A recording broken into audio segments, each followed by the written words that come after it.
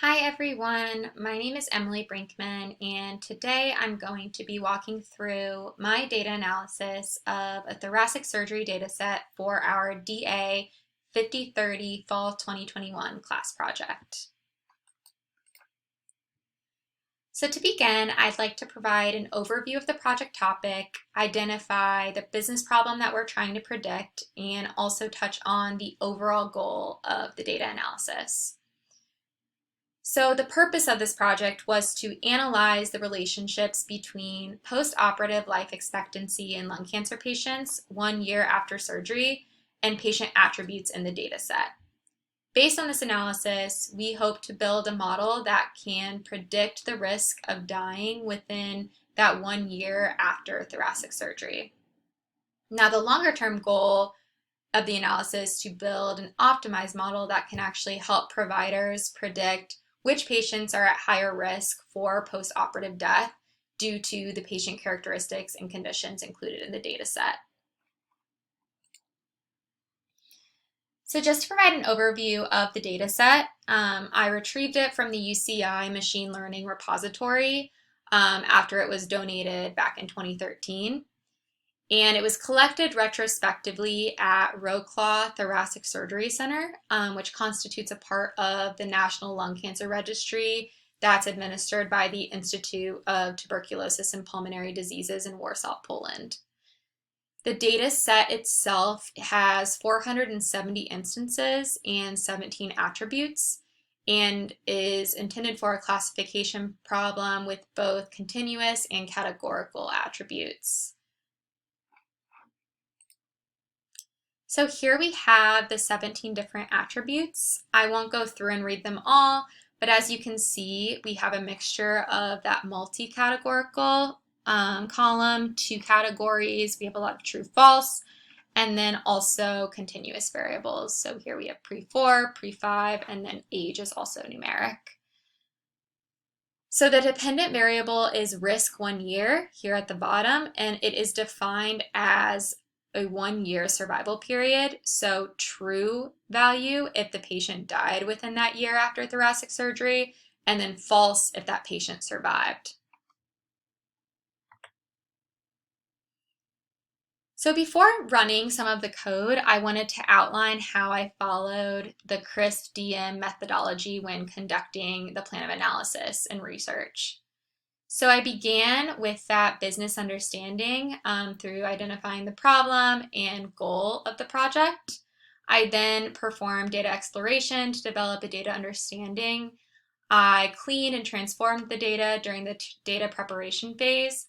I built the models in the modeling phase, evaluated these models, optimized these models, and then deploying, which I consider sort of the submission of the project, as well as presenting and receiving feedback and then iterating based on that feedback, since this process is cyclical.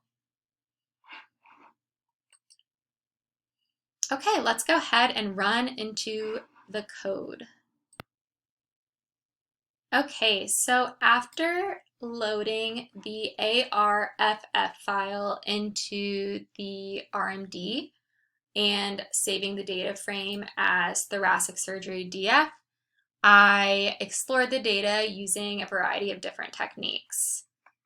So I created exploratory data plots using histograms for continuous variables and bar plots for categorical variables to gain insight into the different distributions. So here we have the histograms, and then lower here we have some bar plots. I detected outliers for continuous variables by calculating the mean, standard deviation, and z-score. I believe it's lower here on the chunk. Here we go. Detected outliers. I also analyzed the correlations between predictors and dependent variables using the chi-square test, and I used core plots for the correlations of continuous variables. And I also was curious how they changed with and without outliers, so I analyzed it from that lens as well. I also evaluated the distribution of the dataset using pairs panels, and I do want to go ahead and run this code just so I can demonstrate that it runs smoothly, and then take a look at one of the histograms.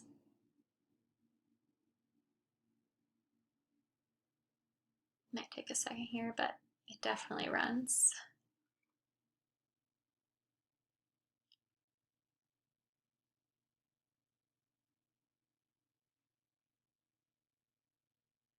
Perfect. So as we can see, this is the output. I'll select one of the histograms. So this one is for the pre-4 column, which I think was forced vital capacity, FVC. And this was continuous variable. And as we can see, it has a slight positive skew, which I actually addressed during the data cleaning and transformation step. So that takes us to data preparation. So during the data preparation phase, I performed some standardization by removing outliers. I did some dummy encoding, both with binary categorical variables and then one-hot encoding with multi-categorical variables. I also transformed the 3 continuous variables because each displayed some positive skewness. So I think I did this down here, yes. Here we have skewness. And for some slight positive skew, I used the square root function. And then for more significant skew, I used log 10 and then computed the skewness again after conducting that transformation to make sure that it was successful, and it was. And this reduced the skewness in the final data frame that I used to train the model. The data set didn't have any NA values, but I manually removed around 40 values from a continuous column in the data frame and then imputed the mean into those new NA values. And then I used both the transform data frame that includes the removal of outliers, dummy encoding, etc., as well as this new data frame that has the imputed mean for NA values to train the model. So I had 2 separate data frames in which I created train and test subsets to create models. So I really created or trained 2 models for each model type, 6 models total. So I also did some feature engineering. I derived a new age group feature from the age column. I really just wanted to see the difference between age bins with and without outliers. So I did a little bit of feature engineering here. And then lastly, I calculated the PCA, although this was a step I deducted 1.4 in my overall grading just because I was only able to calculate it for numeric columns. I wasn't able to calculate it for the entire data frame. So next time I do want to do some additional research for future analysis. Okay, so I will now talk about what models I decided to create and why. So when deciding to build models, I was looking for algorithms that are well suited for binary classification problems, for data sets with a mix of both categorical and continuous attributes. And then after some deliberation, I decided to build a logistic regression model, KNN model, and then random forest model. I also stacked these 3 models at the end into an ensemble model, which I will touch on. So I selected logistic regression because it's intuitive and effective when modeling a categorical outcome. I also feel very confident in interpreting and evaluating that type of model, so I knew I wanted to include it in my final project. I selected KNN because it's well suited for classification problems where relationships among the features and target class are numerous and complicated, yet this items of a similar class are fairly homogeneous, which I think is a really good representation of what this data set has. And then lastly, I selected random forest when I learned that we'd eventually be stacking an ensemble model because I have experience and understanding of how to successfully do that with this type of model. And then I also knew that it is well suited for both categorical and continuous features for classification problems such as this one. So that's really the reasoning behind selecting these 3. So in terms of how each model ran, they ran all successfully without any errors. I'm going to go ahead actually and demonstrate with training the logistic regression model, and then I'll also use logistic regression model for evaluation just as an example. I don't think we have time to run through all 3. but here we have it, split them into train and test. This one was the transform data frame, and we split it into train and test using the create data partition. And then we also did that for the imputed mean of the manual NA value data frame here, and then we trained two separate models. So I also did this for the KNN model and for the random forest model. So there are 6 training and then evaluated models in this project in addition to the ensemble model at the end. So I'll now go ahead and demonstrate the logistic regression models evaluation. Let's go ahead and run it, and then I'll talk you through some of the evaluation metrics. So evaluation varied slightly depending on the model type, but I used the holdout method by applying the predict function with the model, and then with the model and the test set, I should say. And then I also use this to generate confusion matrices, and then also conducted k-fold validation for each model. And then using these evaluation methods, I could compare statistics such as accuracy, precision, recall, AUC, and I call all of these out within this chunk and then the other chunks as well.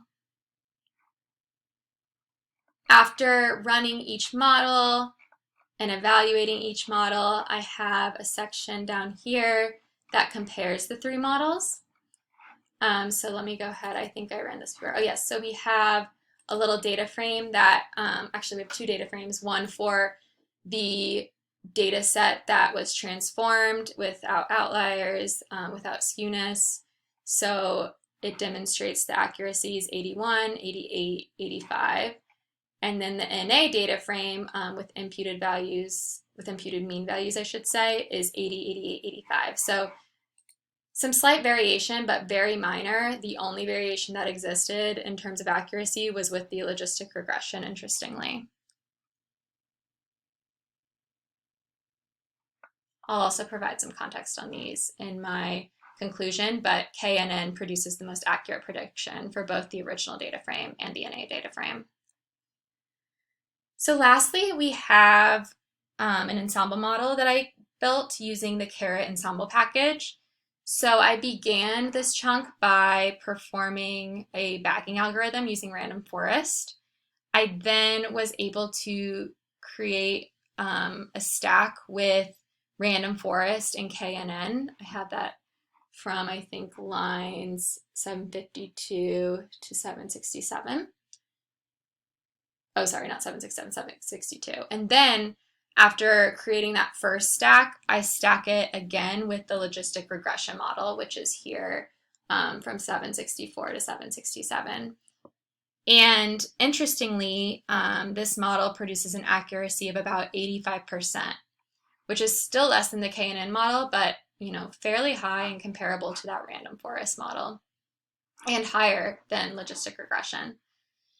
And so then after creating that stack ensemble, I created a function to test how the predictions of the different models vary, which involved making predictions using all 3 of the models and then comparing those predictions. And so this function ran successfully, but the output predicted all 0 values for all rows in the set, in the test set, I should say. And this was a little suspect to me, but I do think it is reasonable since the majority of the rows in the overall data frame do have 0 values for that risk 1 year in the main data set as well. So definitely something that deserves more investigation, but isn't completely unreasonable. Okay, so now I'm going to switch back to the PowerPoint for my conclusion. So before wrapping up, I do just want to highlight that all models created achieved accuracy rates of 80% or above, and that the highest model accuracy achieved was nearly 89% using the KNN algorithm for binary classification. Lastly, I just wanted to highlight some next steps I'd like to perform. These include additional feature engineering, employing prediction just to predict that risk 1 year, and then evaluating the models using additional techniques. I really